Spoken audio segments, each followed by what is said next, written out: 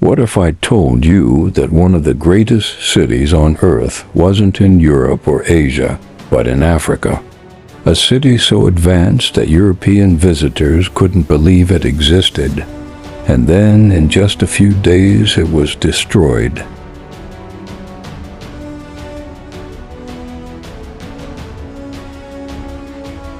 Section 1.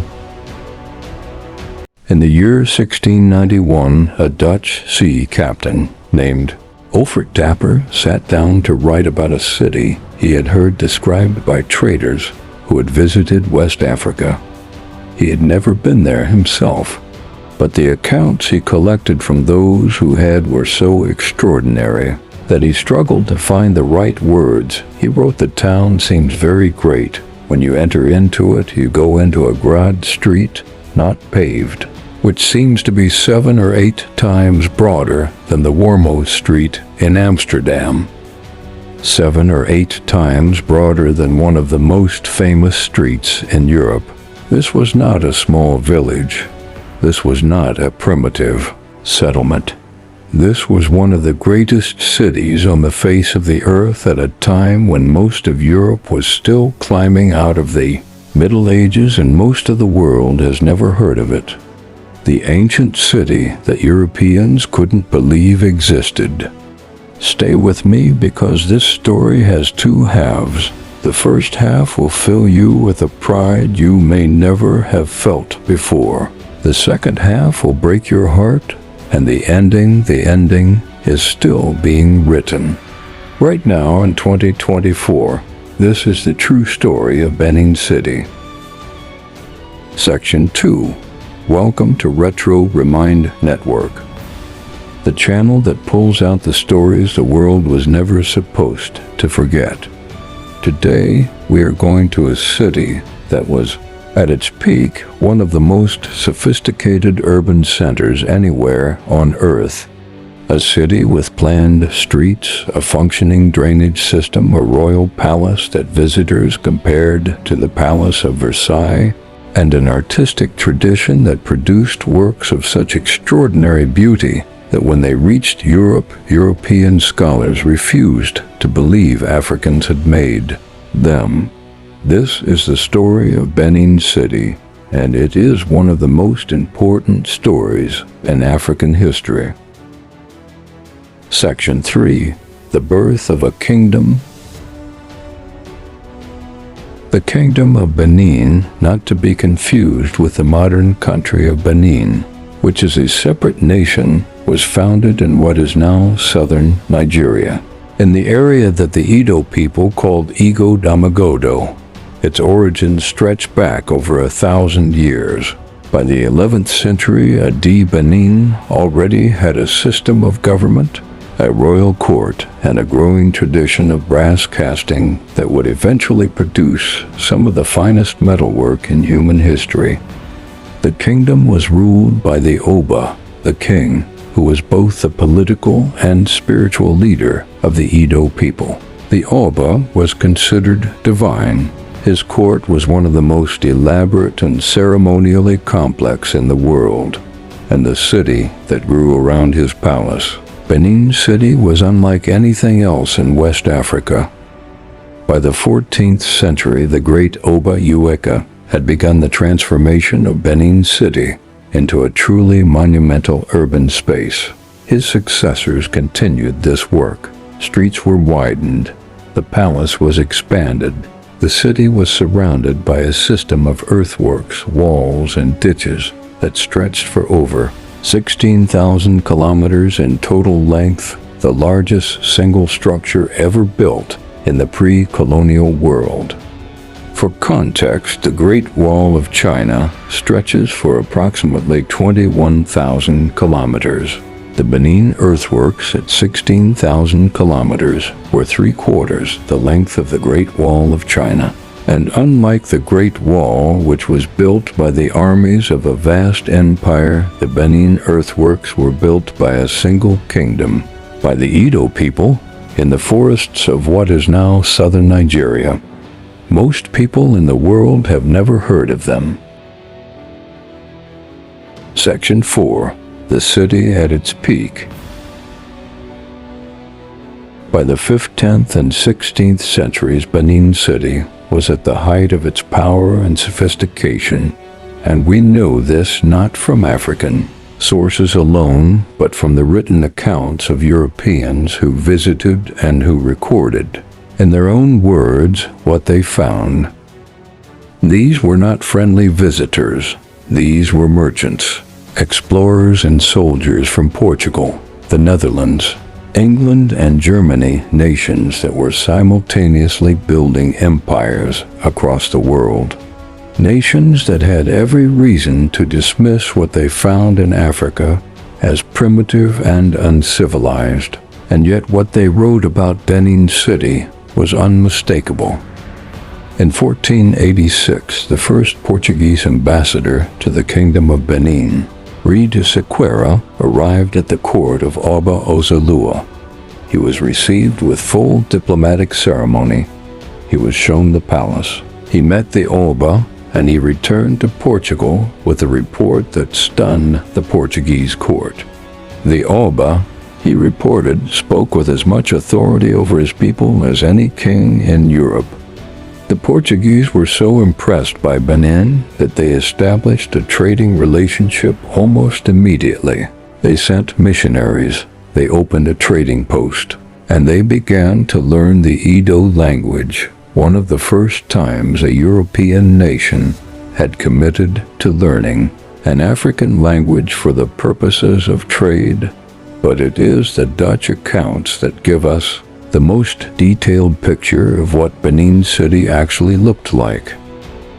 In 1668, a Dutch visitor named Olfert Dapper compiled the accounts of multiple traders who had visited the city. His description, published in Amsterdam, was accompanied by a detailed engraving of the city's skyline, and what it showed was extraordinary. He wrote the king's court is very large, containing within it many square-shaped courtyards, with galleries around them where sentries always stand. I myself entered within 4 such courtyards, and wherever I looked I saw gates upon gates, which led me into other courtyards. He described the palace roof as being decorated with brass serpents cast with extraordinary skill that wound down from the turrets to the ground. He described the main entrance gate as being guarded by a great carved wooden tower. He described the streets as being cleaned and maintained to a standard that many European cities could not match. A British officer named Richard Burton, who visited in the 19th century, wrote the town of Benin is at least 20 miles in circumference. The streets are remarkably broad and straight, perfectly clean, and so regular that they seem to be laid out according to a plan. In a time when most European cities were chaotic mazes of narrow, dirty, unplanned streets, Benin City had urban planning. The city had a functioning drainage system, channels built along the sides of streets to carry away rainwater. It had street lighting, palm oil lamps on wooden posts that illuminated the main thoroughfares at night, and it had a system of guilds, specialist craftsmen who were organized into professional associations, each with their own district of the city, each responsible for a specific product or service. The Brass Casters Guild, the Ivory Carvers Guild, the Leather Workers Guild, the Weavers Guild. A sophisticated, organized, professional economy in a city that Europe would not acknowledge for centuries. Section 5. The Art that Shocked the World. But of all the things that Benin City produced, it is the bronzes that the world eventually came to know. The Benin Bronzes, a term that actually covers works made of brass, bronze, ivory, and iron, are a collection of sculptures and plaques that were produced by the royal brass casters of the Benin court over a period of approximately 500 years. They are portraits of obas and queens. They are narrative scenes of court life, of warfare, of ceremony. They are animals, leopards, pythons, mudfish that carried religious and royal significance, and they are, by any technical and artistic standard, masterworks.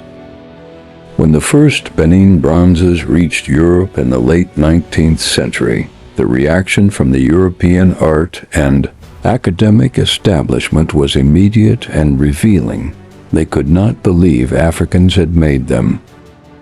A German ethnologist named Felix von Laschan, who acquired some of the first pieces to reach Europe, wrote that the bronzes were at least equal to the finest European art of the period. He said they were the equal of Benvenuto Cellini, the most celebrated bronze caster of the Italian Renaissance. But here was the problem. For the European scholars of the late 19th century, objects of such sophistication could not, in their worldview, have been created by Africans, and so they proposed alternative explanations. Perhaps the bronzes were made by Portuguese craftsmen who had visited Benin. Perhaps they were the product of a lost Greek colony. Perhaps they were connected to the mythical lost city of Atlantis. Perhaps anything at all except the truth.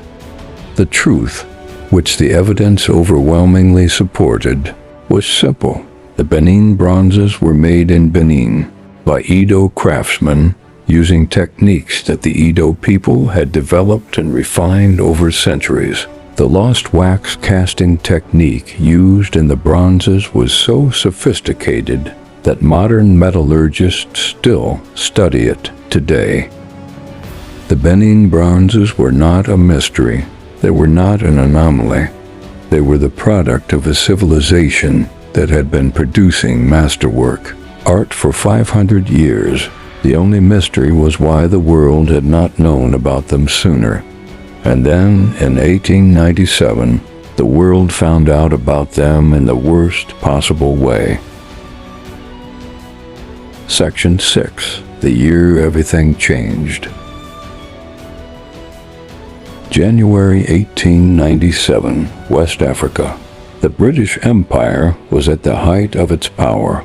The scramble for Africa, the period between 1880 and 1900, during which European nations divided the African continent between themselves, was almost complete. France, Germany, Portugal, Belgium, and Britain had carved up a continent of 30 million square kilometers between them, with almost no input from the Africans who lived there.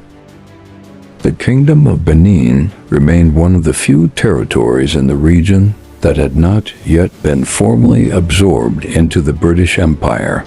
The Oba Oven Ramon had resisted British attempts to establish control over Benin's trade, and the British, who wanted access to the lucrative rubber and palm oil trade of the region, had run out of patience. In January 1897, a British officer named James Phillips sent a message to London requesting permission to depose the Oba and take control of Benin. London told him to wait. Phillips did not wait. On January 2, 1897, Phillips led a column of 8 British officers and 200 African soldiers into Benin territory. They were not invited. They carried no formal diplomatic credentials. They were entering a sovereign kingdom without permission. Benin soldiers intercepted the column. A confrontation occurred. 7 of the 8 British officers were killed. Phillips was among them. The British press called it a massacre, the British government called it an outrage, and the response was immediate. The British Admiralty assembled what they called the Punitive Expedition, a force of approximately 1,200 soldiers, sailors, and marines under the command of Admiral Harry Rawson. They were not going to Benin to negotiate.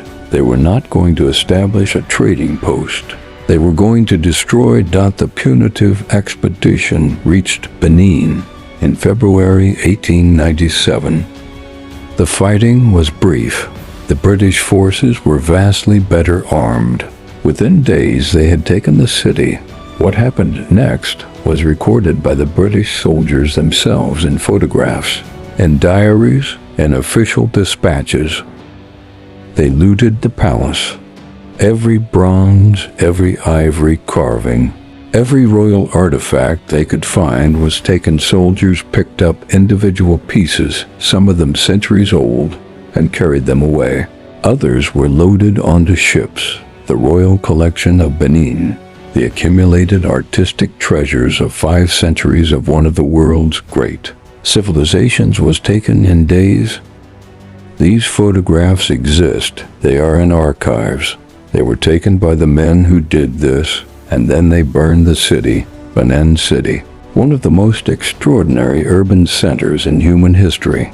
The wide streets that had amazed every European visitor. The palace that visitors had compared to Versailles, the guild districts, the drainage channels, the street lighting, the centuries of accumulated culture and architecture. The British set it on fire. The Oba Oven Ramwan was captured. He was exiled to Calabar, where he died in 1914. He never returned to Benin. The bronzes were shipped to London. They were distributed among the officers of the expedition, given out as souvenirs and sold on to dealers. The British Museum purchased approximately 700 pieces. Other European and American museums acquired hundreds more. In total, approximately 3,000 to 5,000 objects were taken from Benin in 1897 and scattered across the world. They are still scattered today. Section 7. The Fight for What Was Taken. The Benin Bronzes are currently held in over 160 museums and collections around the world. The British Museum holds approximately 700 pieces. The Ethnological Museum in Berlin holds over 500. The Pitt Rivers Museum in Oxford, the Horniman Museum in London, the Metropolitan Museum of Art in New York, the Smithsonian in Washington, D.C., institutions across Europe and America that were built, in part, on the cultural wealth taken from Benin in 1897. For decades, Nigeria asked for them back. For decades, the answer was either silence or no. The British Museum argued that returning the bronzes would set a precedent that would empty every museum in the world. They argued that the bronzes were better preserved and more accessible in London than they would be in Nigeria. They argued in terms that changed over the years, but maintained the same essential meaning, that what they had was now theirs. And then things began to change. In 2021, the University of Aberdeen in Scotland became the first British institution to return Benin bronzes to Nigeria. They returned a single piece, a bronze head of an oba, that had been in their collection for over a century. The ceremony was quiet. The gesture was significant. In 2022, Germany announced that it would return over 1,100 Benin bronzes from German museum collections to Nigeria. The handover was the largest single return of African cultural objects in history.